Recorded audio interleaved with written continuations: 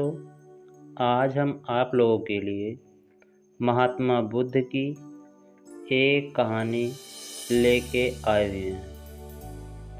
एक समय की बात है, एक औरत थी जिसका एक सुंदर सा पुत्र था। एक दिन उस लड़के को एक सर्प डंक मार देता है, जिससे उस लड़के की मृत्यु हो जाती है। वह औरत रोती बिलखती हुई महात्मा बुद्ध के पास जाती है।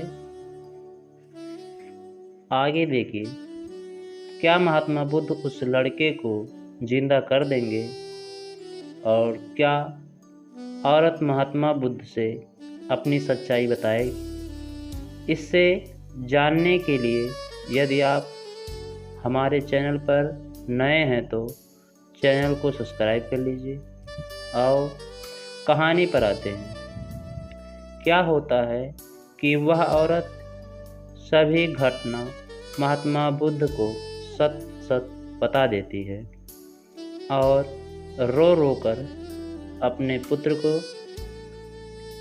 जिंदा करने के लिए कहती है, जिससे महात्मा बुद्ध ने उस औरत के प्रति सहानुभूति करते हुए कहते हैं कि यदि आप उस घर से एक मुट्ठी सरसों ले आइए जिस घर में किसी की मृत्यु ना हुई हो, तो आपका पुत्र जीवित हो जाएगा।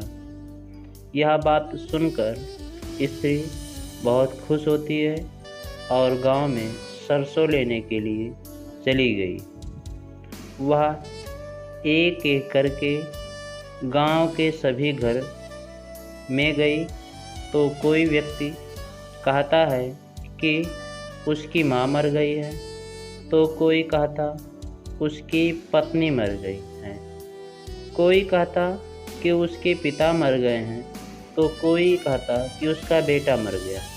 अर्थात ऐसा कोई घर नहीं मिला जहाँ किसी की मृत्यु न हुई हो।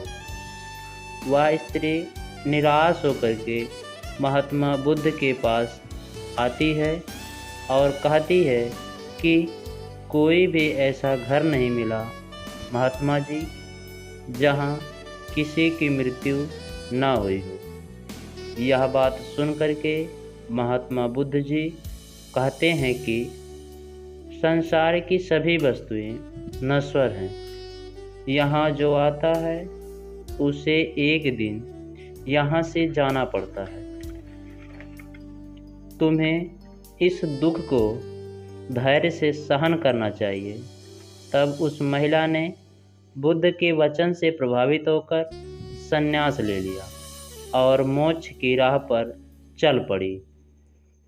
तो बच्चों, इस कहानी से सीख यह मिलती है कि हमें संसार की वस्तुओं से प्रेम नहीं करना चाहिए, क्योंकि सभी एक न एक दिन मृत्युलोक को प्राप्त हो जाएंगे। इसी प्रकार से आप लोग भी इस कहानी का सीख इस कमेंट बॉक्स में बताना ना भूलें। धन्यवाद।